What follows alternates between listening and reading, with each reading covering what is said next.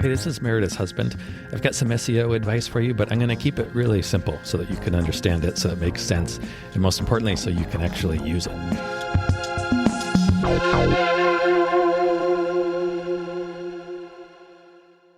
I'm ready. I'm ready. Okay, let's talk about blogs. Let's talk about blogs, baby. In creating blogs, what do we want to do?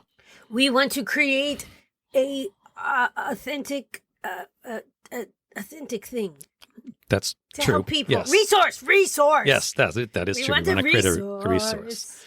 If we want to drill down more specifically, we want a few different things. We want something that's going to be a resource for our users. Yes. We want something that Google is going to like. Well, because yes. Google is going to connect our blog with those users. And we want something that is easy for us. We don't want a painful process. No. We talked last week about having a process you enjoy.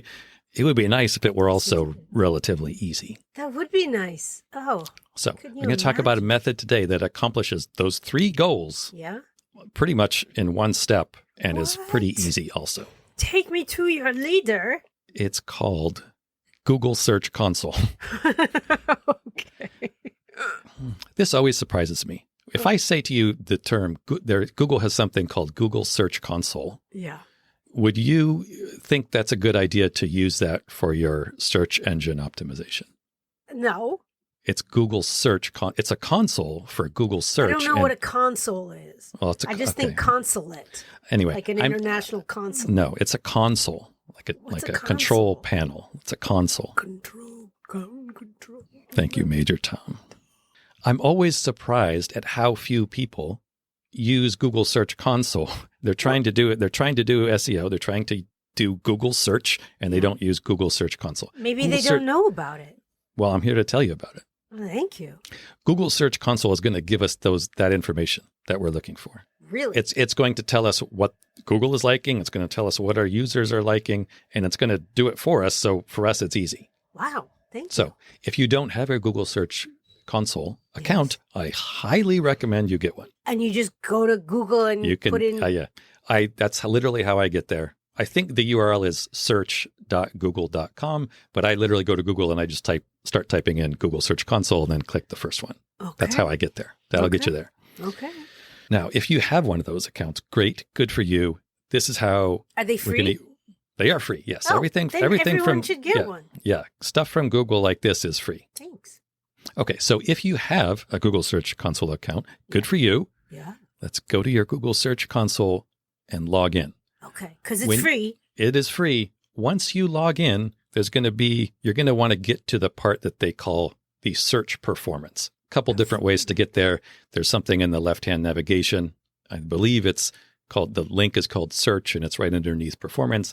Or there's also a big graph right in the middle of the page after you log in and you can click see full report. That's where you need to go. Okay.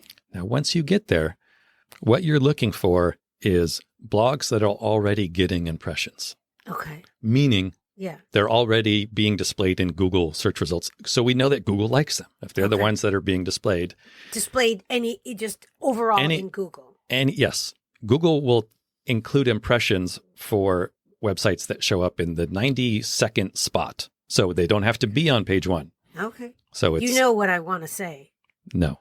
Do an impression. Oh, right. But I'll tell you once of a time there was a... Okay. Done. Thank you. Just had to get it out. Okay. Thank you.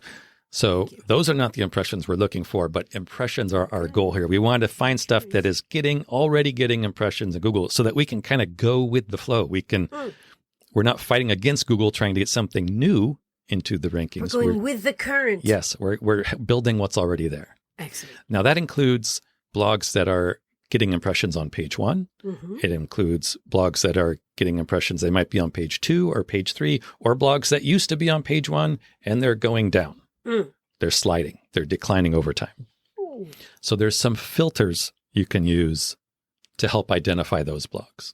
Okay. How? Okay. When you are looking at this, after you've clicked full report to look at performance, there's going to be 4 colored boxes up at the top. One is clicks. One is impressions, one is click-through rate, and one is average position. You can uncheck all of them. We're just looking at impressions. Okay. That's our goal. We just want to focus on impressions. Focus. Then, in addition to those, there are some not colored boxes, but some filters. Okay. They will allow you to change the date that you're looking at. So the default, you're probably looking at like the last 30 days or something. Okay. Expand that and look at least 6 months. Oh. I look at 12 months, look at six to 12 months because we want more than just the last month or two. We want an overall gull's eye view. A gull's eye view? Mm-hmm. Okay. Yeah. The other things, the other filters that are available there that you want to use are the page. You can look for specific pages and you can look for queries. Queries being the keywords. Queries. Queries. Like Google the official term for a keyword is a search query. How do you spell that? Queries. I think it's query. I'm just telling you how it's spelled. I don't know how to say it. I think it's query. Listener, okay. Well, you tell me what you think it is. He's going to continue probably to say query. I think it's query. Query. A search query. Query. Okay. So anyway, use those filters, and we want to find blogs that have impressions, remember, even if they are declining. Yeah. And we want to know what keyword is leading to those blogs.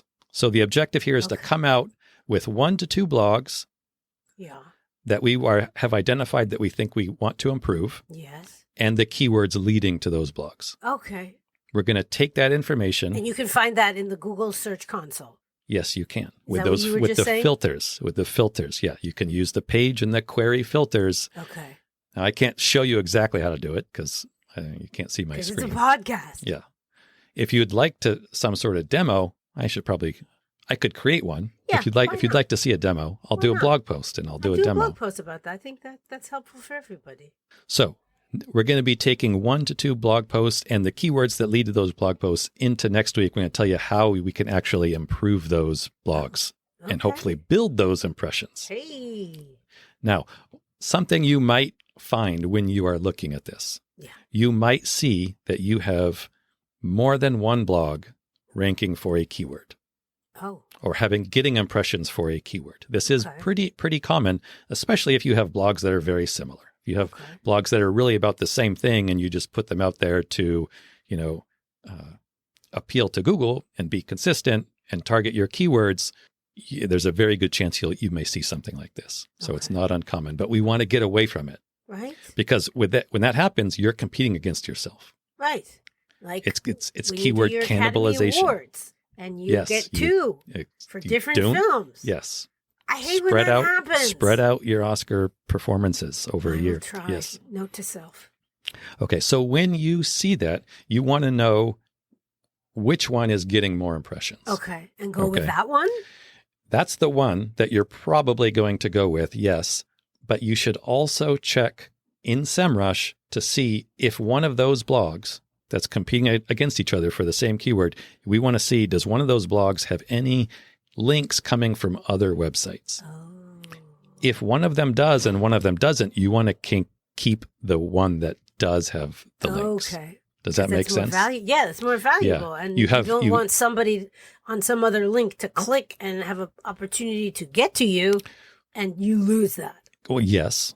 And also there is SEO value in that link. And if you get rid of that blog post, you're losing that value. So in that case, that's the blog you want to keep. Got it.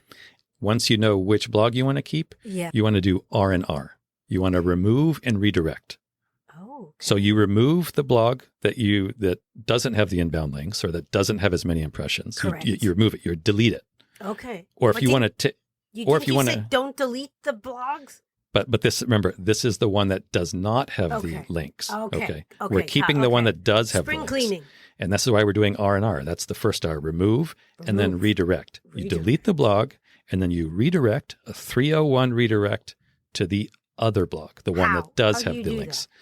You have to look up how to do 301 redirects. It's different for Squarespace and WordPress and Wix and all. It's different for all these. But you need to do that. Okay. You need to do that. Okay. Remember, that step is just if you have 2 different blogs that are getting impressions for the same keyword. Correct. If you don't have that situation, you won't need to do that. But this is a very common situation, which is why I mention it, because a lot of people listening they might find that. It's a good chance. But aside from that, now you have your 1 to 2 blogs and the Yes. keywords Yes. that are going to lead to those blogs. Yes. Tune in next week, Ooh. and I'll tell you how we can improve those blogs and get more impressions. Well, fantastic. I'm going to sit by my device till next week. No, you don't need to do that, but Okay, thank do you. tune in again. I shall. Thank you. Bye. Hi.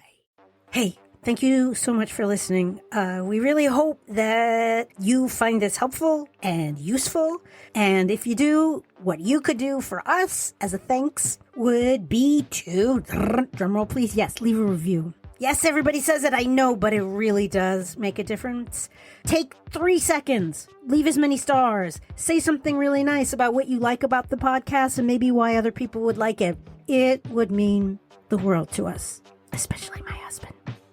That better? All right, I'm going to try one where I'm not going to be charming.